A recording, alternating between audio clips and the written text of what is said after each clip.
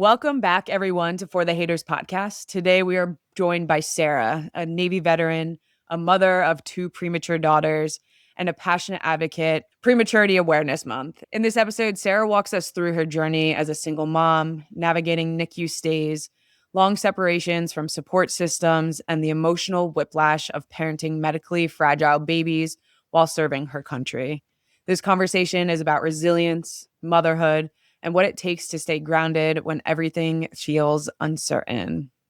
Sarah, welcome to For the Haters, and thank you so much for being here.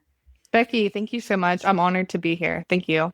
Of course. Let's start off getting to know you. Tell us a little bit about yourself, where you grew up, all the good stuff. Of course, my name is Sarah. I was born and raised in West Virginia, about an hour south of West Virginia University. I joined the Navy when I was 20 years old and I served for 11 years. I got medically retired from the Navy in 2024 and came back home, completed my master's degree in criminal justice, and now work for the federal government. Well, thank you for your service, first and Thank foremost. you. As we dive in, let's start out by just talking about where this pregnancy came from. Was it expected? Was it a surprise for during your first bout of this?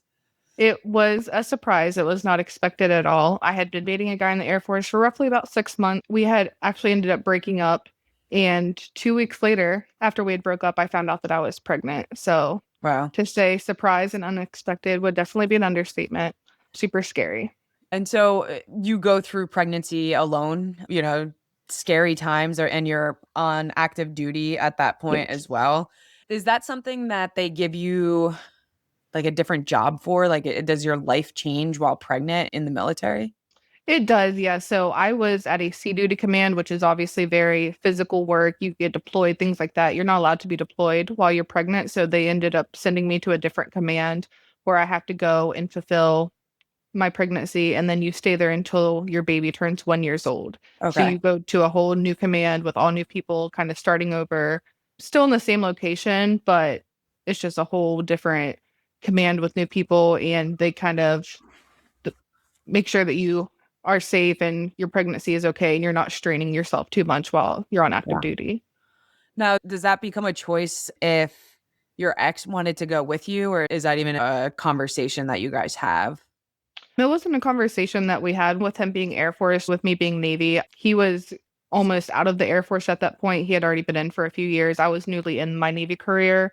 So we didn't get back together after I had told him about me being pregnant. So we didn't have much contact during the pregnancy or anything like that. He wasn't happy that I decided to keep the pregnancy and move on. And for us to have to be together, we would have had to got married in the military to be able to move somewhere together. Yeah. Uh, What kind of emotional hurdles do you have to kind of work through at that point? Are you excited? Are you nervous? Are you overwhelmed about being pregnant and the thought of being a single mom? Definitely nervous and overwhelmed. The excitement came in spurts for sure, but it was more nerve-wracking because, like you said, I knew I was going to be a single mom from the jump. As soon as I told him, I knew that I was going to be a single parent moving forward. So trying to navigate that, I'm stationed 8 hours away from family. It's just me. So just trying to navigate all of those emotions and going to all my appointments alone, the ultrasounds alone, things like that. And during your pregnancy, were there any things that popped up in it that would have gave you any reason to think that there would be complications with birth? Not at all. I was a very healthy 21-year-old. Went to all my scans. Everything looked great. Everything lined up. I wasn't high risk or anything like that. I had had my 20-week scan was the last scan that I had before I had went into labor and everything looked perfect. They measured her. She was looking great. So I had no idea that premature labor was coming down the road. And let's talk about that. You go to the doctor, or is it something that happens at home that initiates you going to the hospital? Yeah, it's something that happened at home. I remember it was a Sunday. I felt extra tired. I had ended up taking a nap. I woke up from that nap and I looked down and I was just covered in blood. I mean, just a pool of blood. So my first instinct, I had a fetal Doppler at the time. So I went and got that fetal Doppler and I put it to my stomach. So I was like, if I can hear a heartbeat, that is going to give me enough to drive myself to the hospital to get Yeah. checked. So I put the fetal Doppler to my stomach. I still heard a heartbeat that calmed me down enough to say, okay, something's wrong, but she's still in there. She's okay. So I drove myself I went to the ER because I was over 20 weeks. I was 23 weeks and 4 days when I went into labor. They told me I had to go upstairs to labor and delivery. So I walked upstairs to labor and delivery, told them what was going on. They laid me down, they checked me, and the nurse's eyes just got so big. And she was like, "You're 6 centimeters dilated and you are in active labor." And like just hearing that was obviously shell shocking because I couldn't believe it. Yeah, I mean, you're not even 24 weeks, and No, that's I don't know if you knew anyone at that point in your life that had a premature baby, so, I like, didn't. you know, the weeks and days are just kind of all over the place of expectations of things.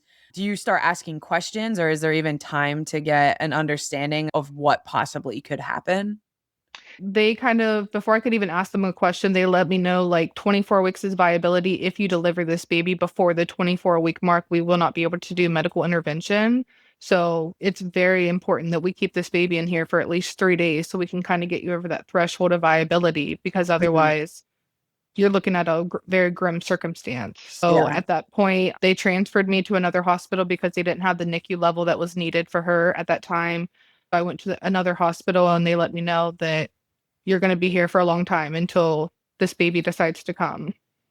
And so were they able to keep her what did that look like? How were they able to keep her, inside of you and protected and safe to reach that 24 mark? All my water had been gone by that point, so she wasn't protected by anything, which was a big scare for them. They were worried about her getting infected because she wasn't protected by that water sac that babies are. But they really wanted me to make it to the viability point. So at that point, they let me know, like, you can't eat anything. It's going to be pure liquid diet because she was breached from being so small. I knew I was going to have a C-section. I just stayed in the hospital. I couldn't get up. I couldn't move around. It was just soups and liquids, and I was so hungry. But I wanted to do everything I could to keep her inside me until that 24-week mark, which she was born 2 hours after I turned 24 weeks. So let's go to the next phase. Is it just at that point where the 24 weeks comes, they're like, okay, we can intervene now. Let's get surgery. Let's get you into get that C-section done. Yeah, so they had given me injections, steroid injections to help her lungs a little bit develop in my legs. They wanted that to settle in.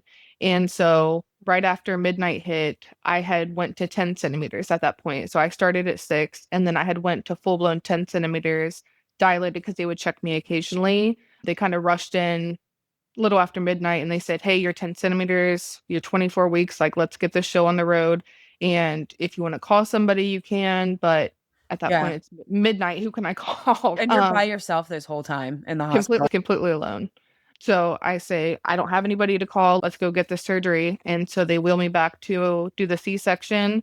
And at 2:07, they do the C-section and pull her out. I just hear a tiny squeak. I can't see anything. I can't all I hear is just a tiny squeak of her. And Mm, obviously, at that point, they rush her away from me to the NICU. of course, yeah.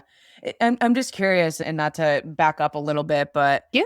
when you get to the hospital, do you have a relationship with your parents where you call them and it's something that maybe they could potentially come down for, or was that just not an option for you?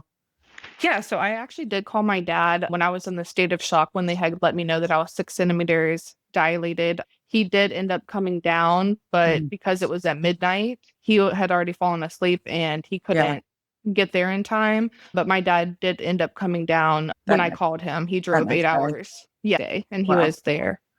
What is your daughter's name? Adeline. So Adeline is born. She's taken to the NICU at Yeah. 24 weeks. 24 weeks is crazy. Like that Yeah. is like it's unimaginable, right? Like Yeah. it's really hard to even fathom. How much did she weigh and what? She weighed 1 pound, 6 ounces, and she was 13 inches long. Wow. So they take her back and then you have to go into the recovery room. How Yeah. long is it until you get an update from them? It was probably about 2 hours. They were nice and they put her in the incubator and they kind of wheeled her over to me just so I could kind of get a glance of her. But at that time, she was so medically fragile that I couldn't look at her for very long. They just had to kind of rush her in, show me, "Look, she's okay, mom. She's in the incubator. We're going to go take care of her," and took her out of the room to the NICU. What are you feeling at this point? What emotions are you going through? I mean, just truly shocked because I went from I'm a pregnant and taking a nap to 12 hours later, I'm delivering, within 3 days, I'm delivering a baby at 24 weeks. So truly just shock. is probably the biggest emotion. I couldn't process what was happening. Like my body was just frozen. Sadness came along with it because I'm like, what is happening? Is my baby going to make it? Is my baby okay? What am I going to do from here? And the Mhm. doctors they weren't very kind. I think because they knew I was a single mother, they kept trying to talk me into doing comfort care. Comfort care is when the baby is born that you do no medical intervention even after 24 weeks. They kept trying to scare me, saying she's going to be special needs. She could be a vegetable. We don't know if she'll walk, she'll talk. And that's a lot for you to take on as a 21-year-old single mother. And they really tried to scare me. And I'm glad that I advocated and told them, no, I want you to do medical intervention no matter what. Give her a fighting chance. Yeah. What's the most surprising part of that NICU journey for you? I would say having no control. Like most people, when your baby is born, you get to feed your baby, you get to hold your baby. I didn't Mhm. get to hold her until she was 1 week old. And even then, she's covered in wires and things like that. And I'm shaking because she's so medically fragile. And Yeah. even then, I could only hold her for maybe 5 minutes. And then the alarms start going off, things like that. So, not being able to hold her when I wanted, not being able to feed her, there's no baths, there's no clothes for her to wear, nothing like that. So, just having no control at all, just listening to strangers tell you what to do was definitely the most shocking part of the NICU journey for sure. And so, how long does this go on for? And what is your schedule like? How long are you in the hospital before you get discharged? And then, how long is your daughter stay in that NICU for?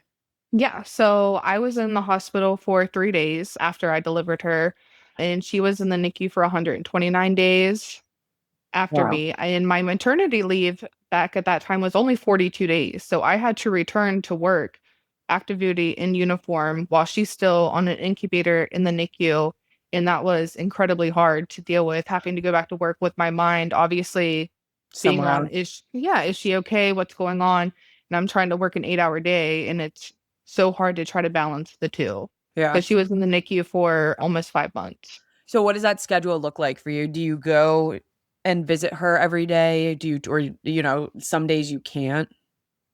Yeah, so she was an hour away from where I was stationed. So every day after work, I would drive to the NICU. There's something called kangaroo care, which is very important. That's when they put the baby on your chest, Hmm. and the skin to skin really helps them grow and do better. So I would go and visit her for about 2 hours in the evening, talk to the NICU nurses, get updates, do the kangaroo care, of course, because that was very important for her at that time. And then drive back home and get ready and do it again. Work, go to the NICU, come home, rinse, repeat. Yeah. I'm not sure if you listened to the first episode from this when I relaunched my one of my best friends had a premature child, and she talked about her NICU experience, and just the hardest part for her was the families around her. And then like Absolutely. she said she just learned so much empathy of like not judging other families for what they were going through, or like thinking poorly of families not being there because like she doesn't know the circumstances of their life. And just to hear that there was no leniency or grace for you is just heartbreaking, right? Like you Absolutely. went through this traumatic event. You would think that a country that cares about family first would put the needs of your family before anything else. I'm really sorry that that's something that you had to experience, especially for so long. Absolutely. Yeah. No, it was gut wrenching because her doctor actually ended up getting annoyed with my work that they expected me to work full days. And he ended up writing a letter. And about 2 months into her NICU stay, they finally started giving me half days to where I Mhm. would work half a shift. And then I could come start spending more longer times with her because without her doctor having that empathy for me, I never would have got the longer times to spend with her, which was obviously very needed. And it sucks that it took someone else to do that, right? Like it couldn't have been Right. your own voice to advocate for yourself, that you had to rely on someone else to be able to advocate for you, for them to take you seriously. So after those 5 months, she comes home. And inside of those 5 months, are there any major surgeries that she has to go through, or is it really just giving her the time to grow? Yeah, she had multiple blood transfusions. She needed a lot of those. So I'm so grateful for people that donate blood because babies like her who really needed that at that time. So grateful. I want to say it was close to 20 blood transfusions she had over Wow. the 5 month stay. She had hydrocephalus, swelling and bleeding on both sides of her brain.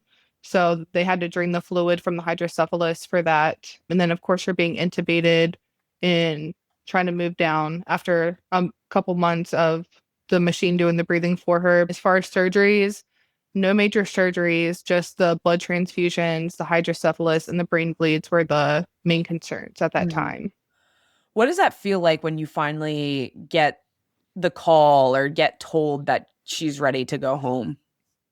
I mean, super exciting because obviously being there for 5 months, sometimes you see babies come in, stay a week, maybe 2 weeks, and you're watching all these families come and go. And you're like, when is it my turn? When is it my turn? And you get so impatient because it feels like you've been there forever and Mm. you've watched so many families come and go. So when it is finally your turn, it's almost surreal because you're like, I've been waiting all these months and I can't believe the time is finally here. So trying to get prepared.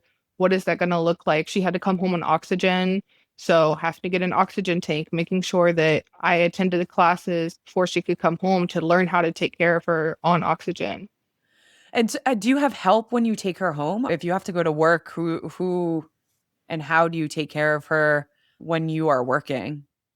So when she first came home, like I said, I had only gotten 6 weeks of maternity leave. I had to advocate for myself because she was going to go to the military daycare on base. But because they knew of her circumstances, they said, this is like bringing a newborn here. You need to wait at least 6 weeks of her coming home before we'll take her. So I had to advocate really hard and write letters and talk to my command. And they finally gave me an additional 6 weeks Mhm. to stay home with her and kind of get her acclimated and things like that. Yeah. And so no help with that. It was me learning everything and doing everything. And then after that second 6 weeks was up that I was granted, she went to the military daycare on base.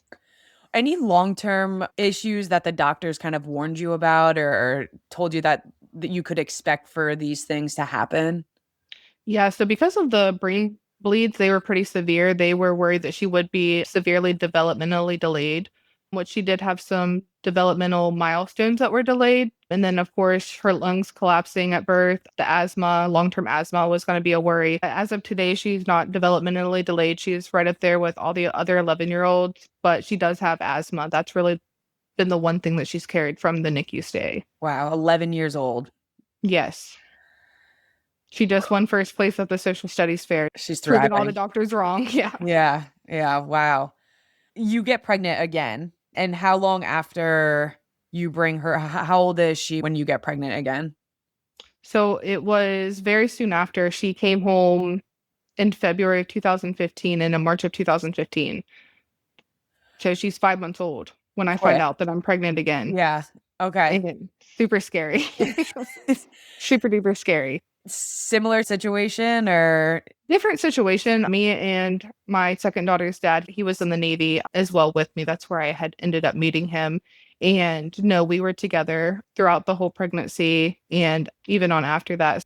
Did have support from him during that time. He went to the appointments with me and things like that. Mhm. So it was a little different than the first experience, but it was still super scary to find out that I'm pregnant so soon Yeah. after I just brought my first daughter home after that whole terrifying journey. Yeah. And you're still young, right? Like you're still learning and growing and growing into yourself. Mm. How did that pregnancy go for you?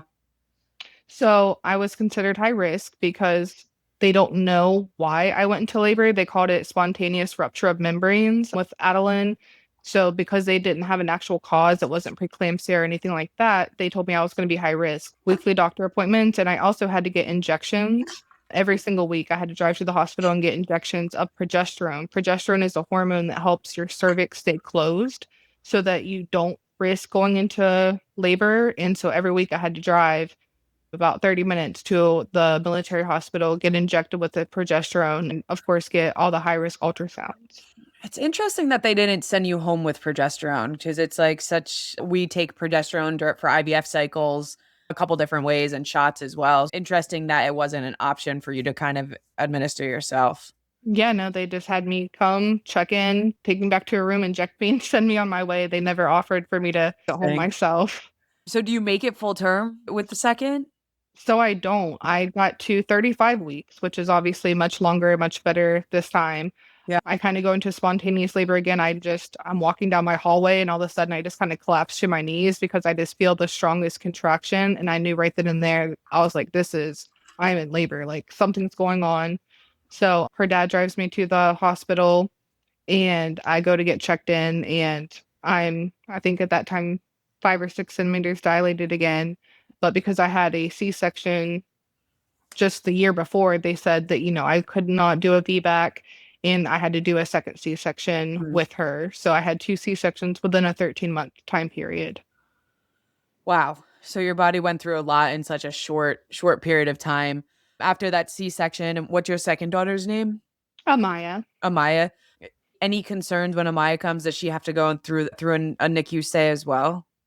No, so she just had a little bit of jaundice. She was 6 pounds, 8 ounces, and 19 inches long, which was really good for a baby being born 5 weeks early to be 6 pounds and 8 ounces. Yeah. They were pretty pleased that she wasn't very underweight.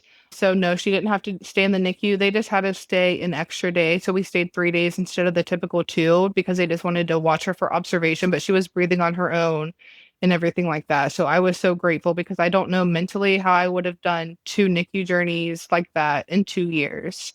Who's helping with Adeline while you are in the hospital?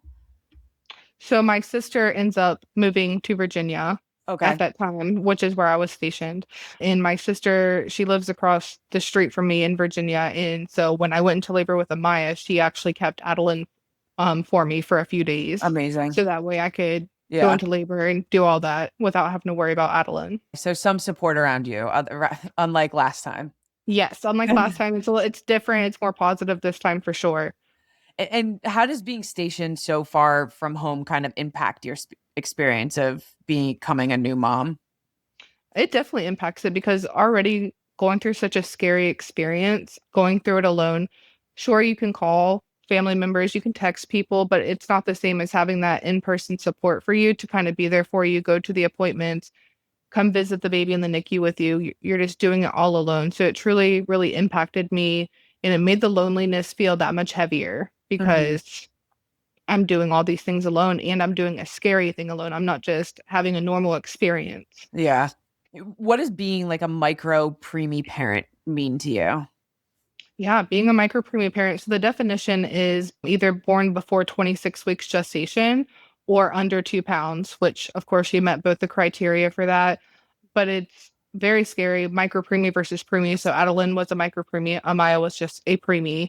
But a micro-preemie, it's extremely scary because you don't know what the day to day looks like. Every day looks different. Some days she's doing good, other days she's not as stable. So, Mhm. really just navigating that journey and, of course, asking as many questions as you can, learning the medical terms, learning how to read her chart, learning what needs to be done for her health and safety. It's a lot.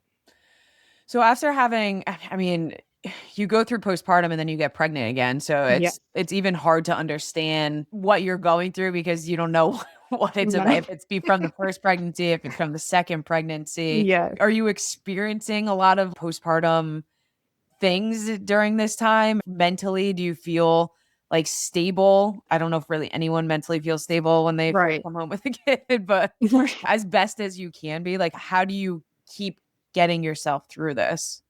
Yeah, looking back, I was really in survival mode. I kind of just operated on autopilot. I don't think that I ever took the time to navigate the emotions that I was going through or even acknowledging them. It's just like, okay, this is what has to be done today. We have to go make sure Adeline's good. We have to go make sure Amaya has what she needs. I didn't focus on myself at all. And at that point, I'm just so concerned with making sure that they have what they need and I'm not taking care of myself. I'm just Mhm. purely in instinct survival mode and just making sure that they have what they need, but I'm not worried about myself. So looking back, I was really a shell of a person just trying to make it day to day to make sure everything was getting done that needed to be done, but not taking care of myself. Yeah. When she came out of the NICU at 5 months, how much did she weigh? She weighed 5 pounds. Wow. Yeah. And so they have to pass a car seat test, which is basically can their breathing hold up regularly. So they put them in a car seat in the NICU and they monitor them for about an hour and they see how they do. And the bare minimum weight to go home from that NICU was 5 pounds. So once she hit 5 pounds, she had to come home on oxygen. We already knew that that was going to happen. So they put the oxygen tank on her, they put her in the car seat and she passed the car seat test and was able to come home at that point. Such a fragile, life. You never get to really experience what being home with a newborn is then, right? Like at least the I'm doing air quotes for those that are listening. Yeah. Normal experience of what that takes. It's just everything is just so different Yeah, no, for you. it's trauma from the beginning, like, Yeah. how I found out that I was pregnant was traumatic because, like I said, I wasn't with her dad, and then just that whole journey afterwards, navigating everything alone, and then the scaredness of the being born at 24 weeks. It's Yeah. just trauma. So my sister talks about that a lot with me, about how different our motherhood journeys are. She's like, I just, I feel so sorry for you because your motherhood journey has not Mhm. been easy. And mine was, I had a baby full term and I'm okay. And looking at you, I didn't have that experience with either. How do you balance life now? You have two kids, you're active, military. How do you balance service and motherhood? It's definitely extremely challenging, especially when you don't have much of a support system. I think having a village would definitely change how you're able to balance motherhood and being an active duty service member. Of course, the military, it's mission first. They're not so much concerned with your family. So just making sure that I have childcare when I need, when I have to go on duty, when I have to go to work, making sure that childcare is covered, and then trying to show up in uniform and be 100% without worrying about everything else that's going on. And then, Mhm. of course, being a mother, trying to turn work off after that, picking them up from daycare, making sure that their needs are taken care of. It's definitely a really hard balance. And I'm not sure how I was able to navigate that for so long. Are you ever in a position where you might have to be deployed as a single mother? Yes. So you're able to be deployed after your baby turns 1. So they'll give you until your baby turns 1, and then after that, it's kind of a free for all. You're able to be deployed, sent away, whatever that means, and you have to have something they call it a family care plan, basically saying in the event that we deploy you for whatever we need you for, who is your baby going to? What does childcare look like? And things like that. How do you feel like this chapter shaped, your sense of identity, both as a service member and as a parent? As a service member, it really woke me up to how much, I mean, again, I hate to say this, but the Navy is mission first. They're not concerned about your family. I didn't join the Navy with a family. I was a single person, no family, no kids. And so that's what they expect out of you. They expect you to always be mission first and figure it out and don't come to us with excuses. It was definitely hard and challenging. It made me resentful at times being a service member. I was like, oh man, when is my contract up? I have to get out. I can't do this. Really, a lot of hard days working 12-hour shifts and with no real sympathy or empathy for being a single mom, which I can understand, but it was definitely hard. I should have asked you this in the beginning and I forgot Yeah. to just because I got so wrapped up in everything. But Yeah. what made you join the military to begin with? Yeah, so like I said, I'm from a small town in West Virginia. A lot of poverty here, unfortunately, not a lot of job opportunities. I grew up extremely poor. So the Navy, when I was looking into it, they were like, we'll pay for your college. You can travel the world. And to a poor child who has nothing here in West Virginia. I mean, it sounded like my golden ticket. So, looking at the benefits of joining the Navy, I knew that I wanted to go to college. I always did really well in school. And having the tough conversation with my parents of, there's no college money for you. You're going to have to take out student loans if you want to attend. That wasn't something that I wanted to do. So, I looked at the Navy and saw what they had to offer me. And it was my ticket out of West Virginia to grow and develop myself and just kind of better myself because I didn't want to stay stuck here.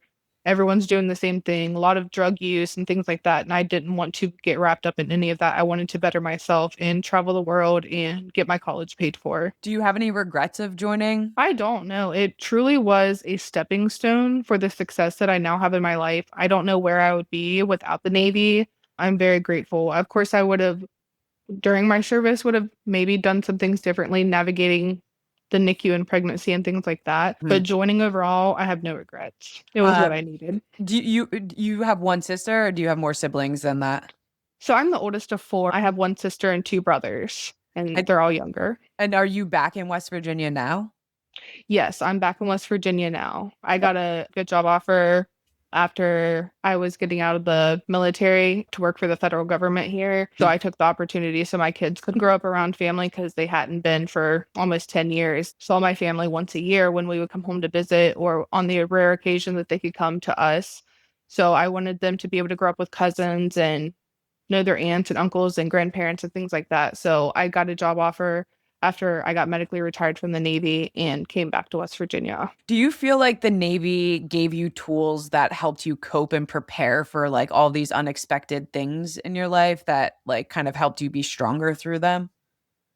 Absolutely, I do because, when you first get to boot camp, you have such a reality check of like, mom and dad aren't here. It's just you. Like, it's you versus all these people. And you really have to kind of just put your big girl panties on and learn, like, I'm by myself and I have to listen to Yeah. what they're saying. And I really have to follow a structure. So having that discipline and structure and also just navigating being by myself away from family for the first time, I think that that helped make me stronger for sure from my Navy Mhm. training because they tell you like your family didn't come in your sea bag. This is, you're here. This is real. And so I think kind of having that reality check definitely helped me when I was going through all the hard things. Is your second daughter's father still in the picture? Yeah, so me and him are no longer together. We split when she was about 3, but he is still active duty. Okay. Navy, he's still currently serving. So she does see him probably about once or twice a year whenever he's able to come home and take leave and things like that. Yeah. But she sees him on a rare occasion. So you've just been doing life yourself, right? Like, are you in I a new have. relationship at like, do you have a partner? No. I do not have a partner, no. So I'm very much in the single mom role. I give off the big, strong, independent, manly energy. A lot of people tell me I have the alpha energy. So no, I don't have a partner. I just navigate being a single mom of 2 by myself. How does that sit with you? Right? Is that something that you're just expecting to be how it is for the rest of your life, or is it something that you wish was different? I do struggle with this because sometimes I'm like, I'm okay. I don't want a man in my house. I don't want anybody coming to tell me what to do because I've done it for myself by myself for so long. I couldn't imagine bringing a partner in and them trying to give me their opinion on parenting or anything like that. I really think it would just not go over well. So Yeah. I've kind of accepted the fact that I think I am going to stay single until my kids are old enough and, about to graduate and things like that. I don't feel comfortable introducing a partner or bringing a man into this home. I do, when I see families out for holidays and things like that, I'm like, wow, that would be nice to have a partner's Yeah. help. Or when Yeah. my kids are running everywhere in the store, I'm like, wow, if I had a partner here, I wouldn't feel so stressed. And the pressure is a lot of being a single mom, running a household, buying a house, attending college, things like that, that I did all by myself. It was a lot of pressure, and I'm glad that I did it. I don't regret it, but I really put the pressure on myself to do it, and I'm glad that I did in the long run. Do you feel proud of yourself? I mean, that's a huge accomplishment to get this far in life, especially with everything that you've been through. I'm so happy you asked me that. I have a hard time feeling proud of myself when I check something off my list. It's like, okay, I checked this off my list. What's next? I'm always like, Yeah. what's next for me? What's next for me? What's next for me? And, having a master's degree, I'm the first college graduate in my family, and I have no student debt. Like, that alone, I should be so proud of myself. So I do try to take time with therapy. Therapy has helped me try to be proud of myself because that is a big accomplishment. And Absolutely.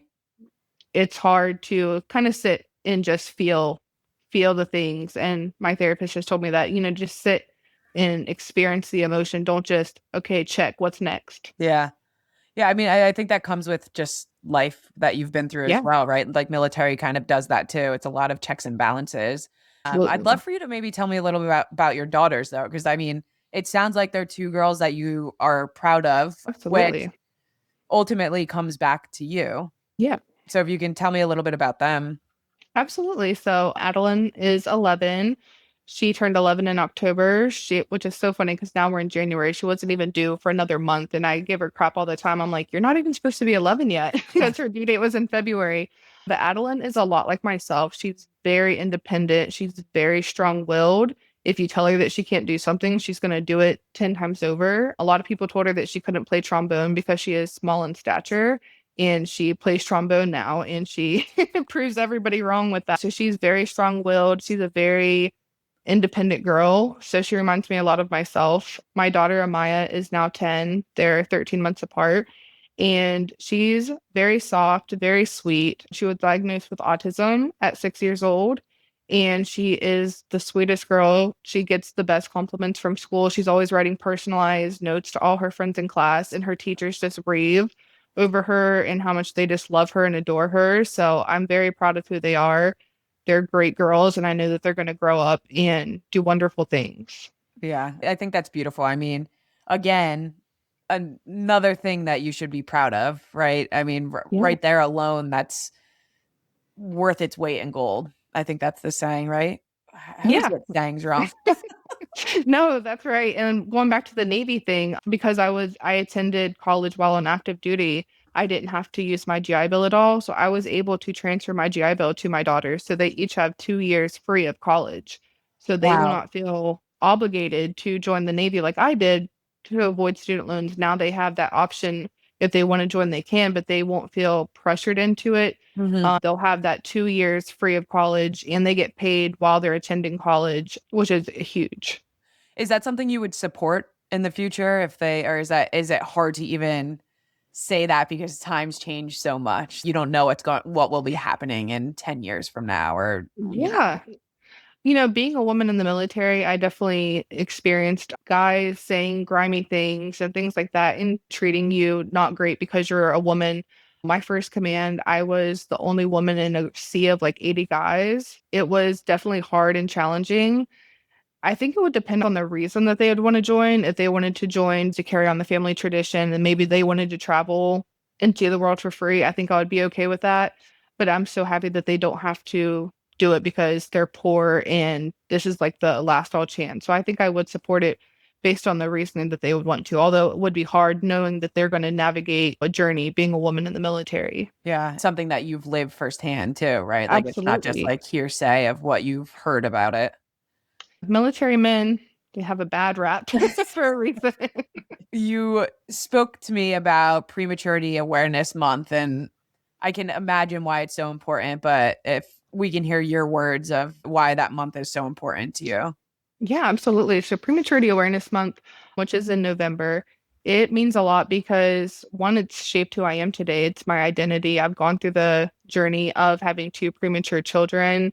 It's been my overall motherhood. And I think just talking about prematurity and raising awareness around prematurity, if I had been able to listen to a podcast like this when I was going through my journey, it really would have just made me feel so good and warm and just, okay, this person went through this and they got through this. So I think I can get through this. So just talking about prematurity and resources and things like that, I really think that it can help others.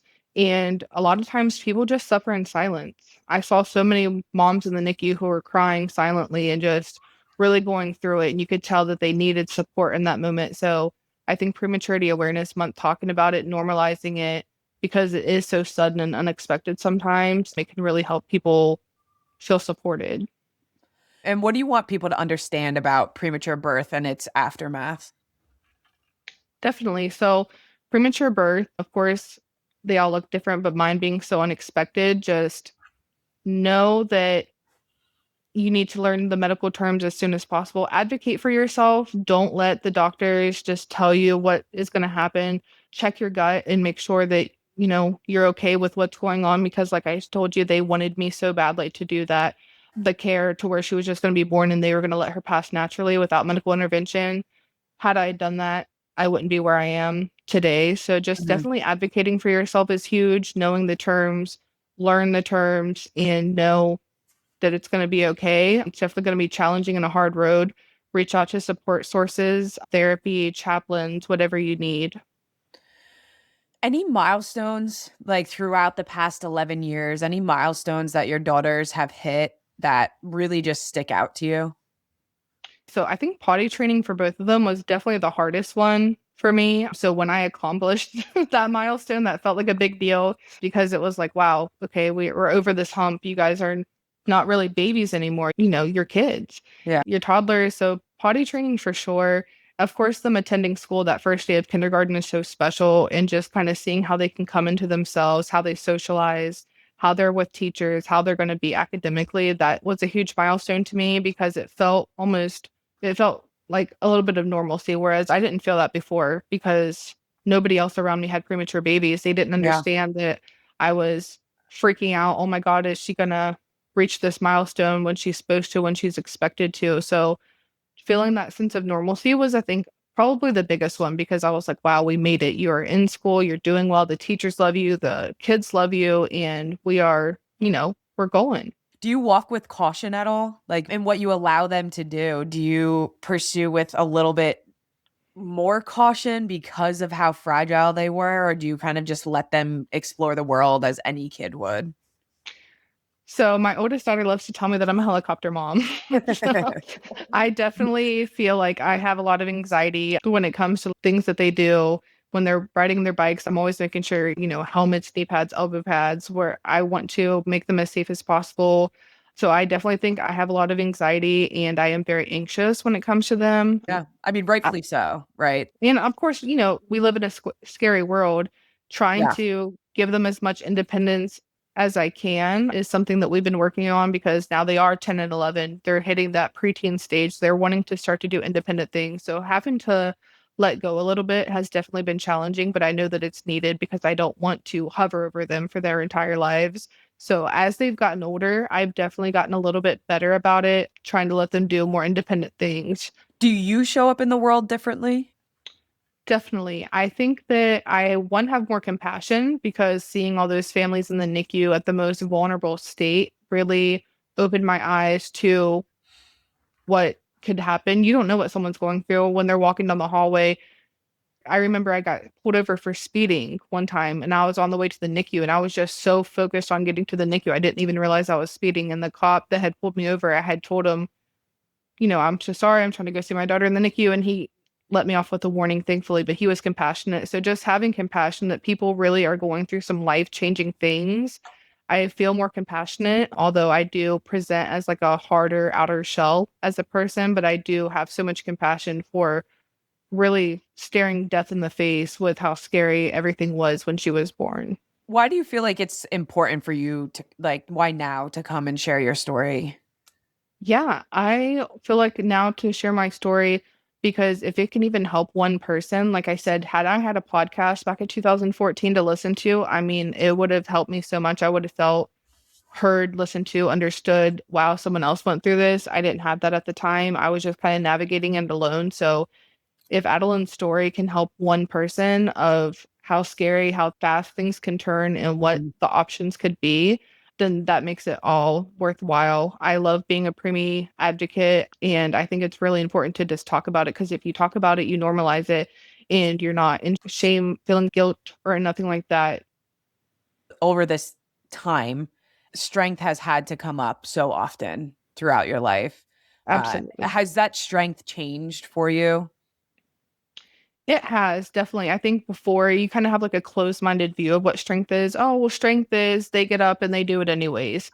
And they're not crying, so they must be so strong. So I think now I definitely have a more widened view of what strength is. Strength is you're still getting up every day, even if you're crying in the car on the way there, you're still showing up to do the hard thing. Mm, And so that was me on so many days where my daughter was still in the NICU. I had the 6 weeks of maternity leave. She still had months and months to go, but I still had to show up in uniform. And even if I was crying on the way there, wiping my eyes before I walked in, at least that's strength to me because I wasn't turning over and giving up. I just kept showing up mm, as I needed to show up as a sailor. And then, of course, driving to the NICU, showing up as a mother. yeah. What would you want your daughters to take away from this conversation? I would want them to take away that they're so much stronger than what they realize. They're resilient beyond belief, and they will never have to worry about not having a support system like I did. I will walk through every valley and challenge with them, and they will always have my full support. If they ever have premature birth or anything scary to happen in life, I will be there right beside them to make sure that they're okay because I know what it feels like Yeah. to give birth alone and go through hard things alone. And I never want them to feel that.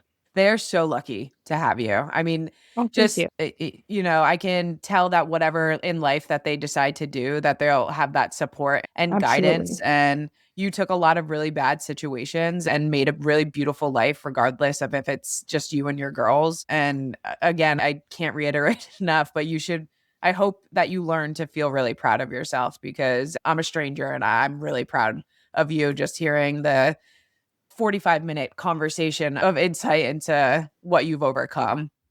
Yeah, that means so much to hear. Like I said, just coming from a hard background and things like that, and just being on outer shell, it's hard sometimes, but I am getting better with therapy and learning Yeah. because I want them to feel proud of themselves. And they can't feel proud of themselves if they don't see mom being proud of herself. So we have conversations, and I say, you guys don't understand now, but as you grow older, you'll understand what I went through, and you'll really understand the whole scope of what we've been through as a family. If someone wanted to get in contact with you, how would they best reach you? Yeah, absolutely. So I have Instagram. It's going to be my first name dot last name. So that's Sarah, Sarah period Rucker, Rucker. If there's any preemie moms that need advice, I'm happy to give you some of my resources, things like that. If they have any questions or just want to know any more about the NICU or have certain questions, I'm so happy to answer messages and respond. And I'm can be a shoulder to cry on if they need as well. Yeah. My last question to you is, if you could tell your younger self anything, what would it be? If I could tell my younger self anything, it would definitely be it's going to be okay. In that moment, things don't feel okay. Everything is on fire and chaotic. Just keep showing up, try to stay composed, and do your best with compartmentalizing, of course, at the time what you're going to be going through, but show up the best that you can in the best way that you can. Be present and just know that you're in the throes of it right now, but there is a light at the end of the tunnel and you will end up being okay. Well, Sarah, your journey reminds us that motherhood doesn't always come wrapped in calm or ease. Sometimes it arrives in chaos, hospital walls, and military duty. But in those spaces, you found the strength to keep showing up, keep fighting, and keep loving. Your story is one of grit, grace, and unshakable purpose. Thank you, Sarah, for being here, and thank you for sharing your story with us. And thank you, everyone, for listening. And we will see you next time on For the Haters. Thank you, Becky.